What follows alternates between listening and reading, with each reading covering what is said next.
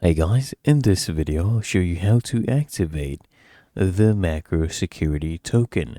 First thing I want you to do is just open up a Microsoft Office application, and this applies to programs like, Excel, Word, things like that. Just come to the top left, click on File, okay?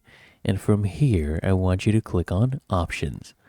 Now, once this opens up, I want you to click here on Trust Center, and you'll see right here it says Trust Center Settings. I want you to click on that, and then right here on the left hand panel you should actually see Macro Settings.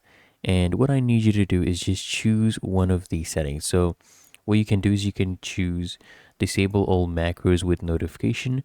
This one is actually the default. It's much safer. You can go ahead and enable all macros. This one is not recommended because it's only if you trust the files.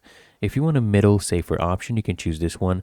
Disable all macros except digitally signed macros. Okay, you can choose that one, but this is the default you should choose. Click OK, and you're basically done.